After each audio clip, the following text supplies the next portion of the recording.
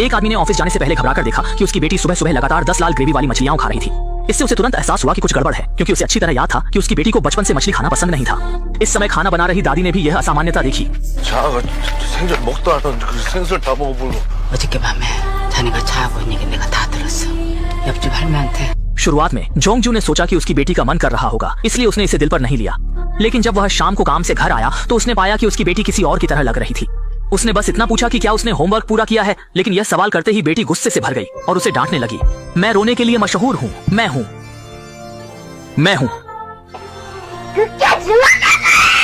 ये देख जोंगजू हैरान रह गया। उसकी बेटी का यह व्यवहार मानो किसी दुष्ट आत्मा ने उसे जकड़ लिया हो। अपने मन में उठे शक को परखने के लिए उसने आधी रात में बेटी के सो जाने के बाद उसके कमरे में चोरी से प्रवेश किया। थोड़ी ही देर में उसने कुछ खोज निकाला। उसने देखा कि बेटी की नोटबुक में विभिन्न प्रकार के शैतानी चित्र बने हुए थे। ये देख जोंगजू को विश्वास नहीं हुआ कि उसकी समझदार और आज्ञाकारी बेटी अचानक से कैसे ऐसी भूत जैसी हो गई। इसका कारण जानने के लिए उसने बेटी के पैरों की चादर हटाई और ध्यान से निरीक्षण करने लगा। जैसा कि उसने सोचा था, उसने देखा कि बेटी की जांघों पर अजीब तरह के फफोले उगाए हैं। जब वह इस बारे में उलझन में था, तभी बेटी अचानक जाग गई और अपने पिता को एक बुरा व्यक्ति समझने लगी। मैं भी इसका सामना कर चुका हूँ, मैंने मदद की है। बेटी के सवालों का सामना करते हुए जोंगजू को समझ नहीं आया कि कैसे समझाए, और बेटी फिर से उत्तेजित हो गई।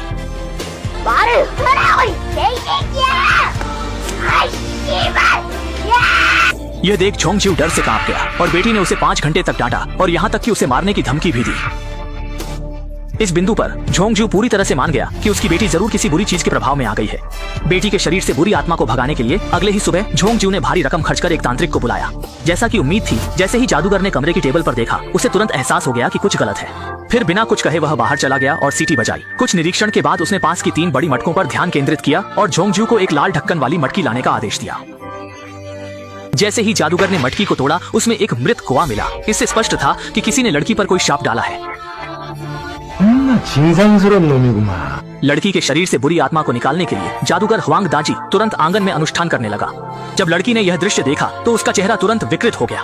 वह इसे रोकने की कोशिश कर रही थी, लेकिन जादूगर की शक्तिशाली जादुई शक्ति के सामने उसका हर प्रतिरोध व्यर्थ था और वह जमीन पर गिरकर तड़पने लगी। इस अनुष्ठान के पूर्ण होने के साथ ही लड़की दर्द में बेहोश हो गई। फिर ह्वांग दाजी ने जोंगजू से पूछा कि क्या लड़की ने हाल के समय में किसी अजीब व्यक्ति से मुलाकात की है। उसने अनुमान लगाया कि संभवतः वही व्यक्ति है जिसने लड़की पर गुप्त रूप से शाप डाला है, और यह सुनकर जोंगजू को तुरंत उस पहाड़ी पर रहने वाले अजीब जापानी व्यक्ति की याद आई। जब से वह जापानी बूढ़ा आदमी यहाँ आया है, गांव में कई लोगों की अचानक और भयानक मौत हो गई है। इसलिए जोंगजू ने सोचा कि यह सब उस जापानी बूढ़े आदमी की ही करतूत है। ये सुनकर ह्वांग दाजी ने तुरंत चेतावनी दी कि इस त्रासदी को दोबारा होने से रोकने के लिए या तो उस जापानी आदमी को गांव से बाहर कर दें या उसे मार दें। स्थिति की गंभीरता को समझते हुए जोंगजू ने तुरंत बाद वाला विकल्प चुना। उसके समर्थन के बाद ह्वांग दाजी ने अगले दिन रात को अनुष्ठान करके उस जापानी व्यक्ति को मारने का निर्णय लिया। लेकिन उन्हें पता नहीं था कि दूसरी ओर वह जापानी बूढ़ा भी खतरे की गंध सूंघ चुका था और उसने जल्दी में दर्जन भर मुर्गे खरीद लिए थे, जिससे वह ह्वांग दाजी का मुकाबला कर सके। समय बीतते हुए अगले दिन शाम को अनुष्ठान समय पर शुरू हुआ। ह्वांग दाजी ने लोगों का एक बड़ा समूह आंगन में बुलाया और वे लगातार ढोल बजाने लगे। इसी दौरान पहाड़ी पर स्थित जापानी बूढ़ा भी ह्वांग दाजी द्वारा लाई गई क्षति के खिलाफ संघर्ष कर रहा था। जैसे ही दोनों पक्षों के बीच तीव्र संघर्ष शुरू हुआ, घर के अंदर की लड़की अचानक असहज हो गई। यह देख जोंगजू का दिल टूट गया और उसे यह मंजूर नहीं हुआ। उसने मजबूर होकर अनुष्ठान को रोक दिया। भले ही अनुष्ठान अधूरा रह गया, लेकिन पहाड़ी पर स्थित जापानी व्यक्ति को गंभीर चोटें आईं। लड़की को इस अधूरी अवस्था में देखकर जोंगजू का दिल बहुत दुखी हुआ। उसे यह भी अच्छी तरह पता था कि अगर वह चाहता है कि उसकी बेटी सामान्य हो जाए तो उसे उस जापानी बूढ़े को मारना होगा। यह सोचकर अगले दिन उसने अपने कुछ अच्छे दोस्तों को बुलाया और पहाड़ पर जाकर उस जापानी बूढ़े को मारने का निर्णय लिया। लेकिन जब वे किसी तरह जापानी व्यक्ति के घर पहुंचे तो उन्होंने देखा कि घर अस्त व्यस्त था। फर्श पर मुर्गे का खून फैला था और वह जापानी बूढ़ा गायब था। जब वे उसे खोजने लगे तब एक ज़ॉम्बी जैसी लाश धीरे धीरे उनकी ओर बढ़ने लगी। वास्तव में यह लाश वह थी जिसे जापानी व्यक्ति ने कल रात जादू से पुनर्जीवित किया था, ताकि वह जोंगजू और उसके दोस्तों का सामना कर सके। जब सभी डर के मारे कांप रहे थे, उन्हें यह नहीं पता था कि जापानी बूढ़ा आदमी अंधेरे में छिपकर उन्हें देख रहा था। जब लाश ने अपना बड़ा मुंह खोलकर काटने की कोशिश की, तब संकट की घड़ी में जोंगजू ने एक बड़ा पत्थर उठाकर लाश को पूरी तरह से तोड़ दिया। उसी समय एक साथी ने अचानक अंधेरे में छिपे जापानी व्यक्ति को देख लिया। यह देखकर सभी ने जल्दी से पीछा करना शुरू किया और जापानी बूढ़ा डर के मारे भागने लगा। जोंगजू और उसके दोस्तों के हमले से बचने के लिए बूढ़ा आदमी घबराहट में पहाड़ी से नीचे भाग गया और चट्टान के नीचे छिपकर किसी तरह से हमले से बच निकला। जब वे उसे ढूंढ नहीं पाए तो कोई और उपाय न देख जोंगजू और उसके साथी निराश होकर वहां से चले गए। कौन जानता था कि उनके जाते ही अचानक आसमान से मूसलाधार बारिश शुरू हो गई। संयोगवश इसी समय पहाड़ी पर जापानी आदमी का पैर फिसल गया और वह सीधे जोंगजू की गाड़ी पर गिर गया। जब जोंगजू गाड़ी से उतरकर देखने गया तो उसने देखा कि जमीन पर वही जापानी बूढ़ा आदमी पड़ा है। जोंगजू ने कभी नहीं सोचा था कि इतने घुमावदार रास्तों के बाद यह अजीब बूढ़ा आदमी उसके हाथ में आ जाएगा। देखते हुए कि आसपास कोई राहगीर नहीं है, जोंगजू ने बूढ़े आदमी की मौत की परवाह किए बिना अपने साथियों की मदद से उसे गहरी खाई में फेंक दिया। आदमी ने अभी अपनी बेटी को तंग करने वाले दुश्मन से छुटकारा पाया ही था कि अचानक उसकी बेटी की बुरी बीमारी ठीक हो गई। झोंग ज्यू ने सोचा कि संकट समाप्त हो गया है, लेकिन उसे बिल्कुल भी उम्मीद नहीं थी कि शहर में अजीब घटनाएं फिर से घटित होंगी। इस बार झोंग ज्यू के सहकर्मी को निशाना बनाया गया और वह अचानक से विक्षिप्त हो गया। अंत में धुंधली चेतना की स्थिति में उसने अपनी पत्नी, बच्चों और परिवार को निर्दयता से मार डाला। यह जानकर ह्वांग दाशिन तुरंत मामले की जांच के लिए घटनास्थल पर जाने की तैयारी करने लगे, लेकिन जैसे ही वह गांव में प्रवेश किया, एक अजीब सी लड़की उसके सामने आ गई। दोनों ने सिर्फ एक नजर का सामना किया और अचानक ह्वांग दाशिन की नाक से खून बहने लगा और वह उल्टी करने लगा। ये देखकर ह्वांग दाशिन को मजबूर होकर जल्दबाजी में भागना पड़ा। ये स्पष्ट था कि इस अजीब लड़की के पास भी जादू करने की शक्ति थी और वह लड़की के सामने बिल्कुल भी टिक नहीं सकता था। अपनी जान बचाने के लिए ह्वांग दाशिन को अपने सारे सामान के साथ शहर छोड़ना पड़ा, लेकिन जैसे ही वह रास्ते में था, अचानक लाखों पतंगे उसकी कार की विंडशील्ड पर जान जोखिम में डालकर टूट पड़े। इस पर उसने तुरंत अपनी कार को सड़क किनारे रोक दिया, लेकिन जब वह नीचे उतरा तो देखा कि पतंगे अचानक गायब हो गए थे और विंडशील्ड भी पूरी तरह से साफ थी। तभी ह्वांग दाशिन को एहसास हुआ कि पतंगे उसकी भागने की कोशिश को रोक रहे थे। लाचारी में उसे फिर से उसी स्थान पर वापस जाना पड़ा। इसके बाद उसने झोंग ज्यू को फोन करके कहा कि वह तुरंत वापस जाकर अपनी बेटी का ध्यान रखे, क्योंकि उसकी बेटी खतरे में है। और उसने कहा कि उसने अपनी कमजोर नजर से गलत भविष्यवाणी देखी थी। वास्तव में वह जापानी बूढ़ा निर्दोष था और वही सफेद कपड़े वाली अजीब लड़की ही इस सब के पीछे का असली अपराधी थी।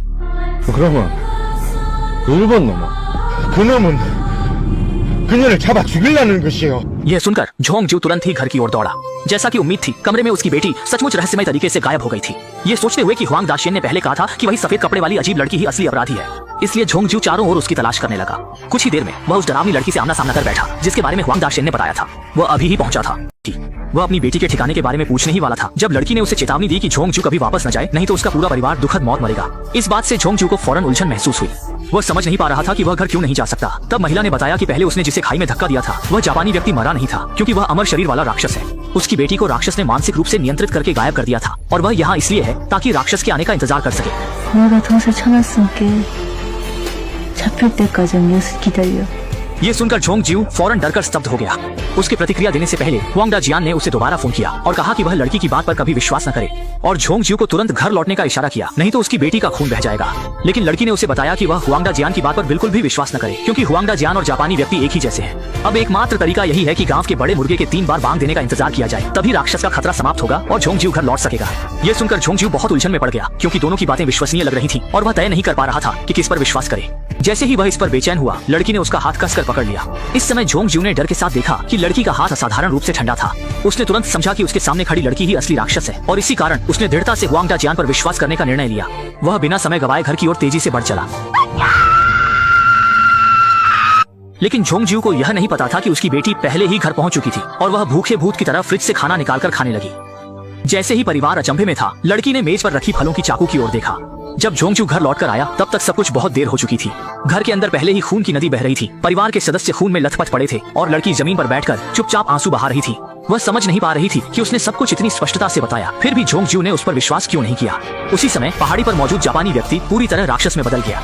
अगले दिन जब ह्वांग दाजियान झोंग ज्यू के घर पहुंचा तो उसे कोई आश्चर्य नहीं हुआ, मानो यह सब उसके अनुमान के अनुसार था। वह बिना भावनाओं की एक तस्वीर खींचता है और फिर शांति से मुड़कर चला जाता है। असल में ह्वांग दाजियान शुरुआत से ही जापानी व्यक्ति के साथ मिला हुआ था। वह जापानी व्यक्ति को घटनास्थल की तस्वीरें प्रदान करने की जिम्मेदारी निभा रहा था और जापानी बूढ़ा व्यक्ति लोगों को नुकसान पहुंचाने के लिए जादू का इस्तेमाल करता था, जबकि ह्वांग दाजियान केवल धन के लिए ऐसा कर रहा था। पहले ह्वांग दाजियान ने जो भूत भगाने की रस्में की थी, वह भी केवल दिखावा था। उस समय जापानी व्यक्ति दर्द महसूस कर रहा था, क्योंकि रहस्यमय लड़की छुपकर उसके साथ लगातार संघर्ष कर रही थी। वास्तव में रहस्यमय लड़की ही असली अच्छी इंसान थी, लेकिन झोंग ज्यू ने उस पर विश्वास नहीं किया और ह्वांग दाजियान की बातों पर भरोसा किया, जिसके परिणाम स्वरूप परिवार का विनाश हो गया और इसी के साथ फिल्म का अंत होता है।